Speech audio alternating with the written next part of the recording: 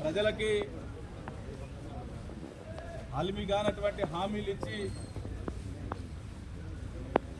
మరి మాట నిలబెట్టుకోలేనటువంటి పరిస్థితిని మనం చూసినాం. అది నాలుక తాటిమట్ట అన్నట్టుగా నోటికొచ్చినన్ని హామీలు ఇచ్చారు. 100 రోజులనే అమలు చేస్తా అన్నారు. 100 రోజులు కాకముందే మాట్లాడుతూ ఉన్నారని అన్నారు. అదేవిధంగా 2 లక్షల రుణమాఫీ అయితే 1 లక్ష రూపాయలు ఎవరికైతే రుణమాఫీ వచ్చిందో వెంటనే బ్యాంకులకు పోయి మళ్ళీ 2 లక్షలు తెచ్చుకోండి 9వ తారీఖు నేను ప్రమాణ స్వీకారం చేస్తా ఉన్నా. ప్రమాణ స్వీకారం చేసిన వెంటనే రుణమాఫీ చేస్తా అని చెప్పిండు. వాళ్ళందరూ నమ్మి కొంతమంది 2 లక్షల రుణమాఫీ తెచ్చుకున్నారు. వాళ్ళందరూ కూడా మరి ఇంట్రెస్ట్ పడుతుంది. మరి చక్రవడ్డీ బారు వడ్డీ వేసి రైతుని నడ్డి విరిచేటువంటి పరిస్థితి కనబడతా ఉంది. కేసీఆర్ గారు ఉన్నంతసేపు 24 గంటల కరెంట్ వస్తుంది. కేసీఆర్ గారు అధికారంలోకి దిగిపోగానే కరెంట్ ఉండదు ఈ రాష్ట్రంలో. కేసీఆర్ గారు ఉన్నంతసేపు మంచినీళ్ళు వస్తాయి. కేసీఆర్ గారు అధికారంలో దిగిపోగానే మంచినీళ్ళు రావు. అట్లాగే ఎన్నికల హామీలల్లా రైతులకి గిట్టుబాటు ధరతో పాటు బోనస్ ఇస్తాం, 500 రూపాయలు బోనస్ ఇస్తామన్నారు. అట్లాగే నీళ్లు లేక ఈ రాష్ట్రంలో రైతాంగం పంటలన్నీ ఎండిపోయి ఇప్పటికే 200 మంది అమాయకమైనటువంటి రైతాంగం అంతా అయ్యో మమ్మల్ని ఆదుకోవడానికి ప్రభుత్వం ముందుకు రావట్లేదని చెప్పేసి మరి ఇవన్నీ చూసిన తర్వాత రైతాంగానికి భరోసా కల్పించాలని వెంటనే కాళేశ్వరం ప్రాజెక్టు మీరు చూసిరు. కేసీఆర్ గారు బయట రైతుల కోసం అడుగు పెట్టగానే బాహుబలి పంపుల్ని ఆన్ చేసి నీళ్ళు వచ్చినాయి. అంటే రైతుల యొక్క జీవితాలతోని చెలగాటమాడుతూ ఉంది ఈ ప్రభుత్వం. మనకి ప్రశ్నించేటువంటి అధికారాన్ని ఇచ్చిండ్రు ప్రజలు. కాబట్టి ప్రజలు ఇచ్చినటువంటి ప్రశ్నించేటువంటి అధికారాన్ని మరి మనం ప్రజల తరఫున ప్రజల పక్షాన పోరాటం చేయాల్సినటువంటి ఆవశ్యకత ఉంది అని చెప్పే సందర్భంగా నేను తెలియజేస్తా ఉన్నా. మేము ఒకటే కోరుకుంటా ఉన్నాం. వాళ్ళు ఉలికిపాటు ఎక్కువ ఉంది కాంగ్రెస్ వాళ్ళకి. మేము ఒకటే కోరుకుంటా ఉన్నాం, ఎట్టి పరిస్థితుల్లో ఈ ప్రభుత్వం 5 సంవత్సరాలు ఉండి తీరాల్సిందే. మా భద్రాద్రి రామన్ ఆశీస్సులతోని కోటి దండాలు పెడతా ఉన్నాం. ఈ ప్రభుత్వాన్ని 5 సంవత్సరాలు ఉంచాలి అని కోరుతా ఉన్నాం. ఒక్క హామీని కూడా అమలు చేయకపోతే వదిలిపెట్టే పరిస్థితి లేదు. తాట తీసి వదిలిపెడతామని చెప్తా ఉన్నాం. మీరు పరిపాలన చేయాలి, అమలు చేసేంతవరకు వదిలిపెట్టం మిమ్మల్ని బిడ్డ అని చెప్పేసి ఈ సందర్భంగా నేను తెలియజేస్తా ఉన్నా. అడ్డుగోలి మాటలు మాట్లాడుతూ ఉన్నారు. మాట్లాడితే పెద్దలు ముందాతనంగా ఉండాలి. ఈ సమాజానికి భవిష్యత్ తరాలకి యువజన నాయకులకు కానీ పిల్లలకు కానీ రోల్ మోడల్గా నిలవాల్సింది పోయి పేగులు వేసుకొని దండలు వేసుకొని మనకి దొమ్మరోలు ఉంటారు మన ఊర్లల్లో. అదేంటి మనం బొడ్రాయిలు వేస్తాం. బొడ్రాయిలు అయితే వాళ్ళు ఏం చేస్తారు, మెడకి పేగులు వేసుకొని రక్తం పూసుకొని ఉట్టులు పెడతారు ఈ ఊరు చుట్టూ. ఇక అట్లుంది ఆయన కథ అంతా.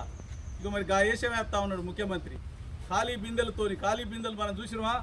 ఖాళీ బిందెలు మరి ఆనాడు ఉమ్మడి ఆంధ్రప్రదేశ్లో విడిపోయిన తర్వాత ఏమున్నదో ఏం లేదో ఏది మనకు తెలవకపోయినా కానీ ఒక మాట మాట్లాడలే, కడుపులో దాచుకొని మరి మనమంతా కూడా ఈ రాష్ట్రాన్ని అద్భుతంగా తీర్చిదిద్దుకోవడం కోసం ప్రయత్నం చేసినాం తప్ప అడ్డుగోలుగా మాట్లాడుతూ ఉన్నారు. మీరెవరు కూడా అధైర్యపడాల్సినటువంటి అవసరం లేదు. భవిష్యత్తు మనదే. 100కు 100% ప్రజలు మళ్ళీ వెంటనే తెలుసుకున్నారు.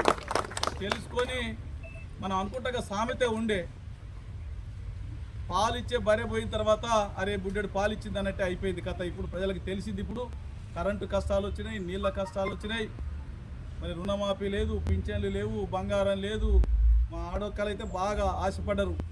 ఉచిత బస్సు తనుకొని గుద్దుకొని ఇప్పుడు మంచిగా ఉన్నది, బ్రహ్మాండంగా ఉన్నది. ఇక అందుకనే బంగారం ఇస్తారంటే ఆశపడ్డారు. మా వాళ్ళు అయితే ఏలే ఓట్లు ఆడోళ్ళు వేయలే, మహిళలు ఎవరు వేయలే. ఉచిత బస్సు కదా అని అటు వేసి పడేసారు కథం. ఇప్పుడు అంటా ఉన్నారు అంతా అయ్యో గిట్ల అయిపోయింది అనుకోలేదు మేము. ఏమైందంటే రాజుగారి ఏదో చాత్రం ఉంటుంది కదా, పిందెల అట పాలు పోసేటప్పుడు అట నేను ఒక్కనే కదా పోసేది, మా రేఖాంతరావు ఒకటే ఓడిపోతాడు కానీ అక్కడ కేసీఆర్ ముఖ్యమంత్రి ఉంటాడు అనుకుంటాడు. అయ్యో కేసీఆర్ లేడంటే ఎట్లుంటాడు. ఒక అట్లా అయిపోయింది కథ. ఇక మా వాళ్ళ కథ ఏంటంటే అందరూ శాఖాహారులమే కానీ రొయ్యల బుట్ట మాయమైంది అన్నట్టు అయింది.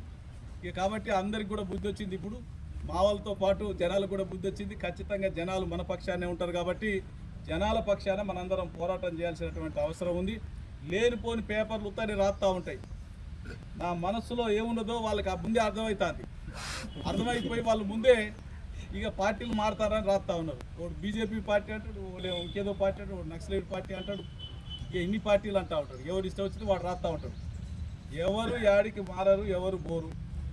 పోయే వాళ్ళని పొమ్మని ఎప్పుడో చెప్పినాం, ఎవరు బోరు. మీరు ఏం అధైర్యపడద్దు, 100% ప్రజల పక్షాన్ని నిలబడదాం, కేసీఆర్ గారి నాయకత్వాన్ని బలపడదాం, భవిష్యత్తులో మనదే ప్రభుత్వం అని చెప్పేసి ఈ సందర్భంగా నేను తెలియజేస్తాను. ఎన్నికల కోడ్ ఉంది కనుక ఎన్నికల కోడ్ అయిన తర్వాత ఈ ప్రభుత్వం అతలాకుతలం కావాలి, దెబ్బకి ఉచ్చబోసుకోవాలి. బయటికి రావాలంటే వెనకో 10 కార్లు పోలీసుల కార్లు ఉండాలి, ముందో 10 కార్లు పోలీసుల కార్లు ఉండాలి. ఎన్నికల కోడ్ ఉంది, మనం చేసే 10 నిమిషాలకి పోలీసులతో ఉలికిపడతారు. చూసిన 100 మంది అడిగి మనమే 100 మంది లేవు, వాళ్ళు 100 మంది వచ్చే పరిస్థితి గట్లుంది. గత అంత భయం ఉన్నది ఈ ప్రభుత్వానికి. ఇక పోలీసులు అయితే పారైపోయారు, మనకి పర్మిషన్ ఇచ్చేది ఉన్నదో లేదో అని తెలియక పాపం మనోళ్ళు పారైపోయారు. కానీ మనం కలెక్టర్ గారితో మాట్లాడి పర్మిషన్ తీసుకున్నాం. కానీ వీళ్ళైతే వామ్మో ఈ కాగితం తీసుకుంటే ఏమైతే గంత భయపడతారు. మొత్తం మాదంతా ఫ్రెండ్లీ పోలీస్, మాదంతా కూడా అప్పుడు మేమంతా ఫ్రెండ్లీ పోలీసింగ్ బ్రహ్మాండంగా చేసినాం. ఎవరి మీద ఒత్తిడి చేయలే, ఎవరి మీద కేసులు పెట్టలే, బలవంతం చేయలే, చక్కగా బ్రహ్మాండంగా చేసినాం. కానీ పాపం అంతా భయపడతా ఉన్నాం. నిజంగా అప్లికేషన్ ఇచ్చేందుకు పోతే పారిపోయిందట, వామ్మో ఏమైద్దు అని చెప్పి అంత భయపడతా ఉన్నారు. కానీ ఇప్పుడు ఎన్నికల కోడ్ కాబట్టి మేము కూడా సహనంతో ఓపికతో ఉన్నాం.